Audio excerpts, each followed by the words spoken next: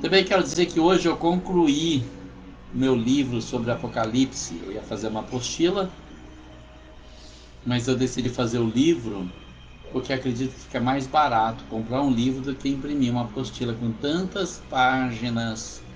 Mas tem o PDF, posso mandar para quem quiser, de graça, sem custo nenhum. Me dá o e-mail, mando por e-mail, tá?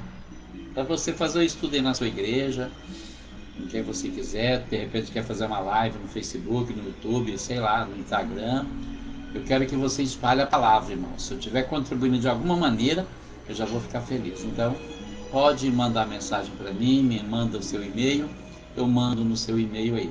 Se você preferir comprar o livro, eu quero doar os direitos autorais desse livro para a igreja do pastor Lourival, que tanto tem abençoado tanta gente, né? E pedir a Deus que tenha uma grande vendagem de livros para que a igreja possa ser beneficiada também. Não é muito a margem de lucro num livro, né? Na editora que eu publico, a média de R$ 5, 6 no máximo por livro, mas já ajuda, né? Quanto mais pessoas comprarem, já ajuda. Então depois vou estar publicando aqui para vocês a capa provisória. Eu preparei uma capa hoje, eu não sei se ela vai ser definitiva, é a capa provisória. O nome também não sei se é definitivo, por enquanto o nome do livro está como Patmos, entre a terra e o céu, mas Deus sabe de tudo, né? Confio na direção do Espírito Santo que vai nos dirigir nesses passos aí para fazer o que for melhor para a glória de Deus. Vamos dar continuidade então.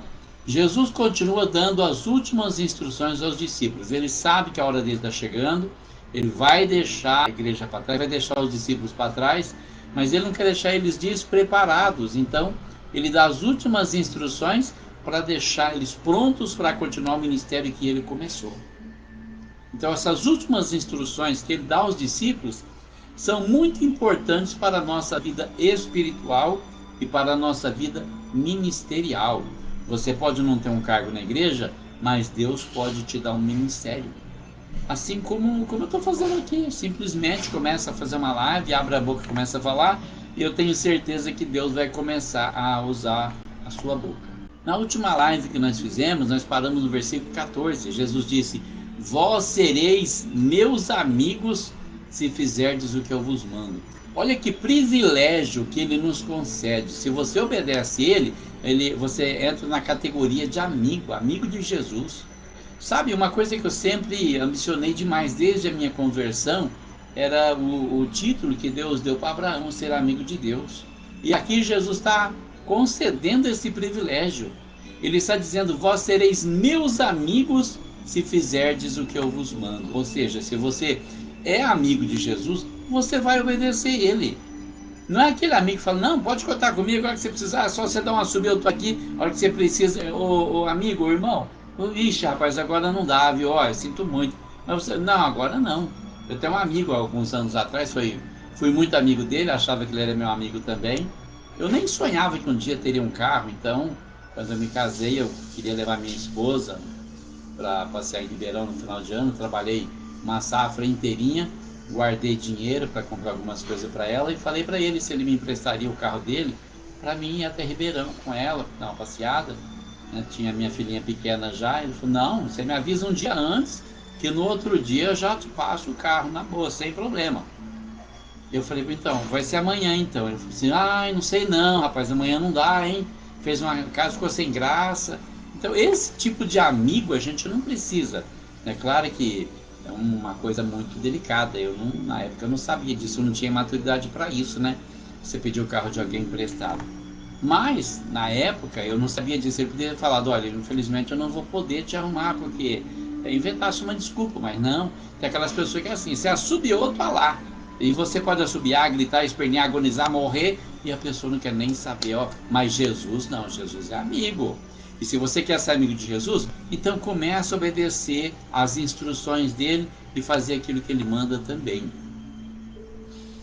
No versículo 15, ele dá uma definição melhor. Ele diz assim: já não vos chamarei servos, porque o servo não sabe o que faz o seu senhor.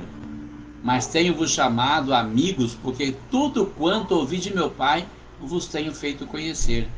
Olha onde que ele está entrando aqui, ó. Olha só que área é essa. Não chamarei vocês de servos, vocês não têm que ser meus servos, vocês podem ser meus amigos. Por quê? Porque um servo, ele não sabe que o seu senhor faz. Qual senhor de escravo chega para ele e fala: ó, o escravo, na semana que vem eu vou fazer tal coisa, viu? O que você acha? Não fala, ele simplesmente chega e dá ordem, faz isso, acabou, ponto final. É o que Jesus está dizendo. Não vos chamarei servos, porque o servo não sabe o que faz o seu senhor, mas eu vos tenho chamado amigos, porque tudo quanto ouvi de meu Pai, eu vos tenho feito conhecer. Ele abriu os mistérios do reino dos céus para os discípulos. Olha, o reino dos céus é assim, funciona dessa forma. Se vocês quiserem receber alguma coisa, tem que ser desse jeito. Ele descortinou todos os mistérios do céu. Então, realmente, ele nos considera como amigos. Mas o que ele diz a seguir é uma coisa que chama muita atenção.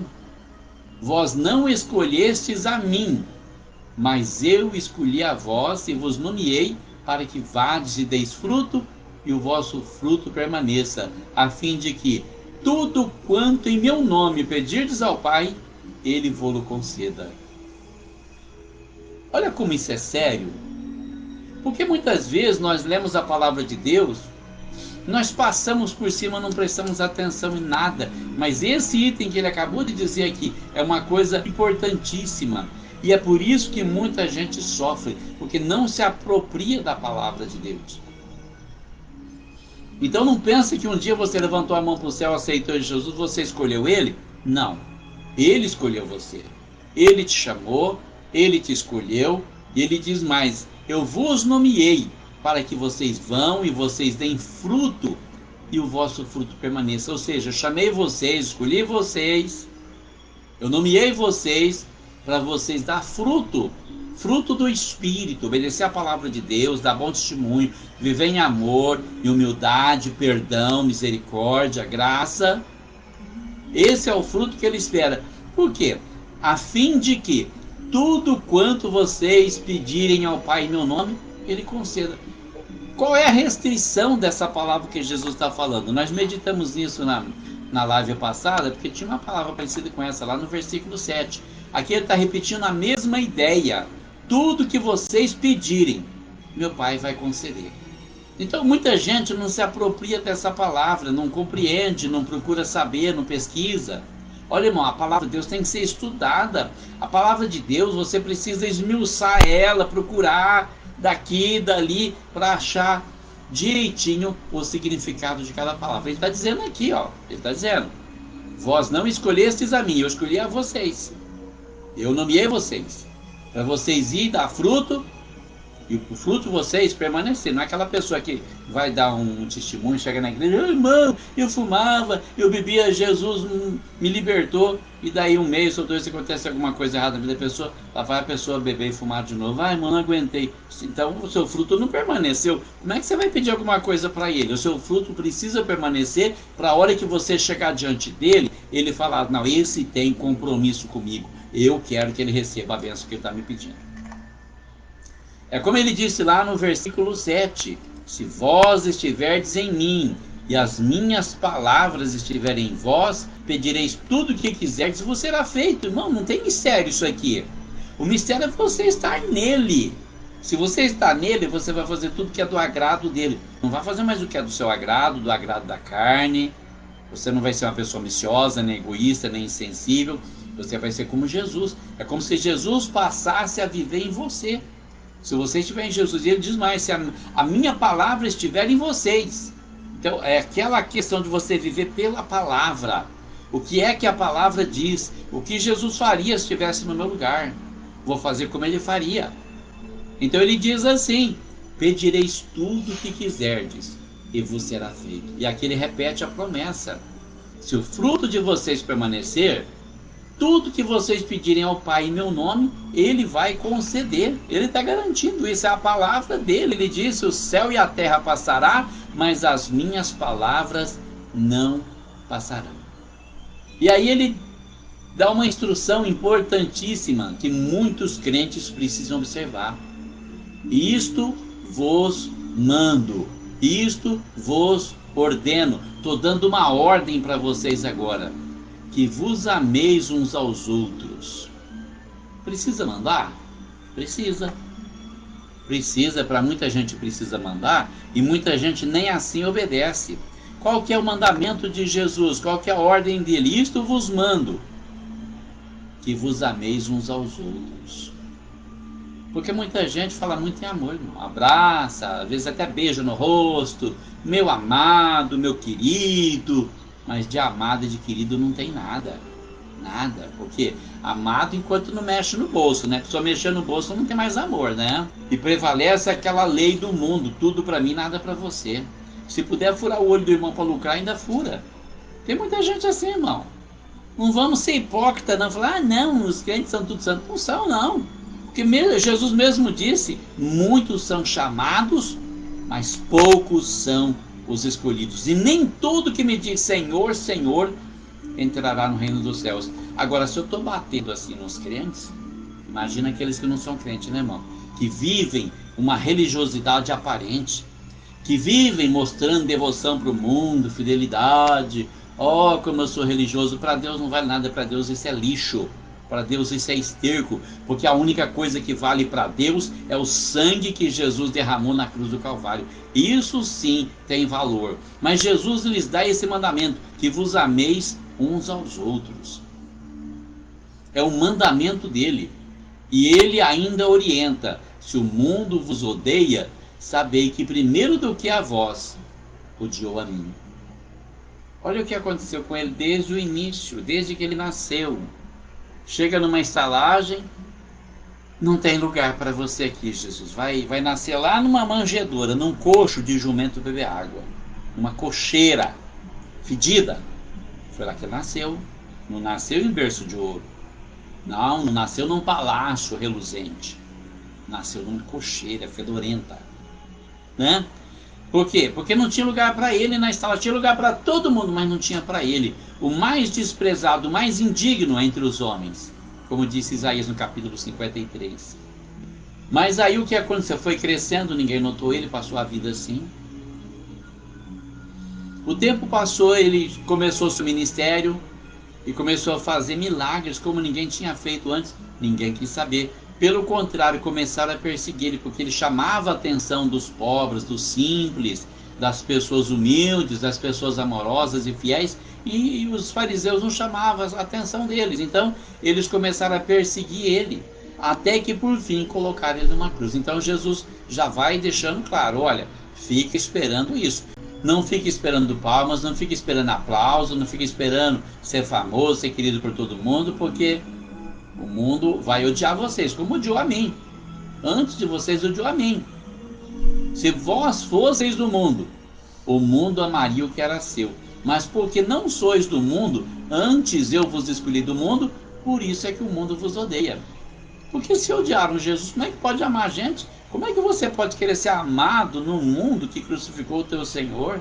Como que você espera ser aplaudido quando chegar? Olha, nossa, que exemplo de cristão. Não vai, irmão. Você não vai. E você vai observar que as pessoas que Deus mais usa hoje são aquelas pessoas que não são aplaudidas por ministérios grandes.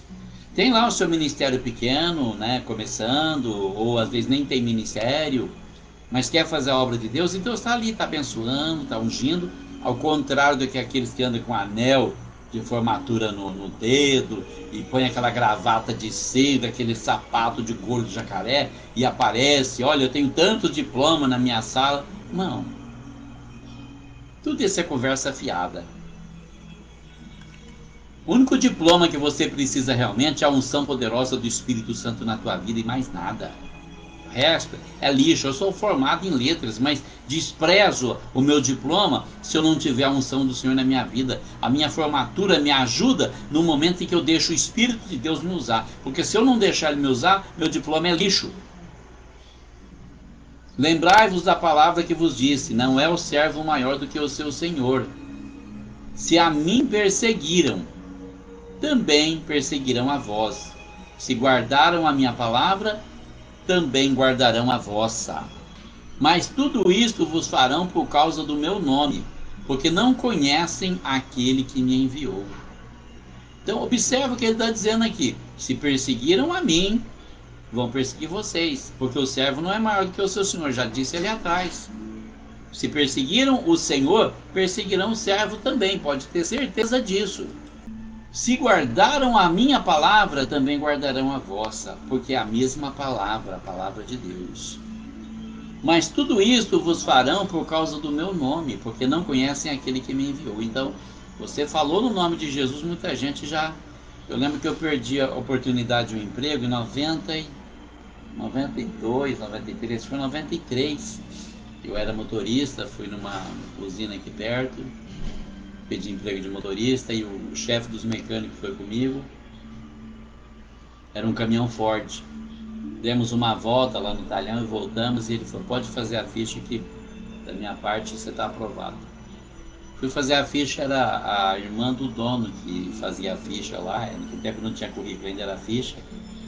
E ela foi fazendo pergunta e eu respondendo, ela marcando na ficha. Então perguntou isso, aquilo, religião, evangélico. Ah, eu já tinha escrito crente. Falei, tudo bem, não tem problema, é a mesma coisa. Mas quer dizer, isso mostra que ela me conhecia. E ela não queria crente lá. Aí o que aconteceu? Ela falou para mim esperar que eles iam me chamar. Eu fiquei esperando uma semana, 2, 3, um mês. Meu irmão trabalhava numa empresa de ônibus e conseguiu um emprego para mim na empresa de ônibus. Eu fui trabalhar nessa empresa e algum tempo depois, uns 4, 5 meses depois que eu estava nessa empresa, um dia vi lá o chefe dos mecânicos ali na usina onde a gente estava levando turma. E vai para lá e vem para cá. E ele veio conversar comigo e falou, olha rapaz, eu lembro de você, você fez um teste, você foi bem no teste, passou no teste. Eu disse, eu lembro que o senhor falou que eu tinha passado, mas nunca me chamaram. Ele falou, não foi culpa minha, não foi culpa minha, a gente faz aquilo que eles mandam. Quer dizer, ele tinha falado que eu tinha sido aprovado, mas acabou me reprovando porque a patroa mandou ele me reprovar. Por quê? Porque era crente. Só isso era bastante, era o meu crime. Crer no Senhor Jesus. Mas olha o que ele fez na minha vida. Deixei de ser caminhoneiro logo, deixei de ser motorista, me tornei instrutor de computação, escrevi 17 livros e publiquei. Hoje acabei de escrever mais um livro. Fiz o curso de letras, me formei, já faz 17 anos que eu dou aula de português e literatura. Olha a obra que Deus fez na minha vida, irmão. Se o diabo te nega uma esmolinha, pode ter certeza que Deus tem uma fortuna para te entregar. Não fica choramingando pelas coisas que você perdeu, não. Se foi pelo nome de Jesus, se alegre. Se você foi perseguido, porque a tua recompensa está na mão de Deus. Se eu não viera, nem lhes houvera falado, não teriam pecado, mas agora não tem desculpa do seu pecado. Olha como é grave a situação de quem escuta a palavra de Deus. Ele diz, se eu não tivesse vindo, se eu não tivesse falado a palavra de Deus, eles seriam inocentes. Mas agora eles não têm mais desculpa, porque eu falei, eu entreguei a palavra, eles recusaram receber a palavra, eles não têm desculpa do seu pecado. Aquele que me odeia, odeia também a meu Pai. Isso vale para nós. Aquele que nos odeia por causa da palavra de Deus e por causa do nome de Jesus, pode até falar que ama a Deus, mas odeia a Deus. É isso que Jesus está dizendo, tá? Se eu entre eles não fizesse tais obras, quais nenhum outro tem feito, não teriam pecado. Mas agora viram-nas e odiaram a mim e a meu Pai. Quando eles colocavam Jesus na cruz, eles não pensavam que eles estavam rejeitando o próprio Deus, o Criador, na pessoa do Filho. Porque o Filho foi enviado pelo Pai. Não receberam o Filho, desprezaram o Pai, crucificaram o Filho. O Pai tomou a dor do Filho, foi crucificado junto com ele. É o que acontece muitas vezes quando a pessoa passa a vida inteira desprezando a palavra de Deus, rejeitando convites, rejeitando o toque do Espírito Santo, endurecendo o coração. No fim da vida, quando vê tudo dando errado, fala, ai, o que eu fiz para Deus? Para um pouquinho, examina a sua consciência, que você vai achar muita coisa errada que você fez. A rejeição já é o bastante, é uma espécie de pecado contra o Espírito Santo. Mas é para que se cumpra a palavra que está escrita na sua lei. Odiaram-me sem causa. Ou seja, tudo que foi escrito a respeito de Jesus tinha que se cumprir. E lá na lei, lá no livro dos Salmos, já estava escrito isso. Odiaram-me sem causa. Por que eles não pararam para pensar? Gente, quanta gente odeia a gente só porque alguém falou mal, só porque não foi com a cara da gente, né? Mas para pensar, eu tenho motivo para odiar essa pessoa? Não. Chega alguém lá e fala, a fulana é assim, assim, a pessoa já está te odiando. Ela tem motivo para isso? Ela não deveria investigar para saber se é verdade aquilo ou não? Então se enquadra nessa transgressão aqui também. Mas quando vier o Consolador, que eu da parte do Pai vos hei de enviar, aquele Espírito de verdade que procede do Pai, ele testificará de mim. E vós também testificareis, pois estivestes comigo desde o princípio. Então o que ele está dizendo? Quando vier o Espírito Santo, quando vier o Consolador, o Espírito da verdade, ele vai testificar de Jesus. O Espírito Santo não fala dele, não fala de Jesus. Ele vem para falar de Jesus. Tudo que ele faz é para glorificar o nome de Jesus. É a função da terceira pessoa da Trindade, glorificar o nome daquele que é o Salvador da humanidade. É por isso que nós não podemos pegar a glória de Deus para nós. É por isso que nós não podemos ficar atrás de cargo. Eu quero tal cargo, eu quero aparecer, eu quero ser pastor, eu quero ser apóstolo, eu quero ser bispo.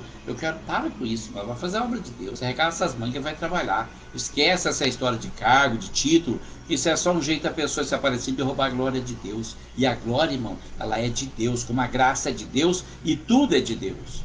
E ele disse: vós também testificareis, pois estivestes comigo desde o princípio. Olha, irmão, agora é a nossa parte. Vamos testificar, irmãos. O mundo não se cansa de enviar mensagens erradas, mensagem de pecado, mentira, engano, toda sorte de crendice. Vamos levar a palavra de Deus. Vamos transmitir a palavra de Deus, irmão. Vamos gastar tempo com isso. Não sei pregar. Pega o vídeo de alguém que pregou e posta. Tem pessoas que põem vídeo no YouTube, não quer que compartilha. Não, tem que ser só no canal dele para ele ser monetizado. Os meus não são monetizados e vocês estão autorizados a baixar esse vídeo e colocar no seu canal, no YouTube, no Facebook, onde você quiser. Eu não vou restringir jamais, tem minha palavra. Mas vamos evangelizar, vamos ganhar alma para o Senhor, porque o Senhor é maravilhoso, Ele merece. Nós não sabemos quanto tempo nós temos aqui na terra, nós não sabemos. Vamos aproveitar o pouco tempo que ainda nos resta, que nós temos, para fazer a obra de Deus. Jesus disse: a noite vem quando ninguém pode ir trabalhar. Irmãos, orem pelo Brasil, para o Senhor derrubar esse dragão vermelho. Orem pelo Brasil, pelo amor de Deus. Orem pelo Brasil, para ele dissipar essa nuvem negra que está pairando sobre a nossa nação. Nossas famílias estão em risco, nossa fé está em risco, nossa liberdade de culto, de crença está em risco. Continuo pedindo oração pelo Brasil, orem por mim também. Deus tem me abençoado, tem me aliviado. E eu vou deixar para vocês um forte abraço e fiquem com Deus e até segunda-feira, se Deus permitir.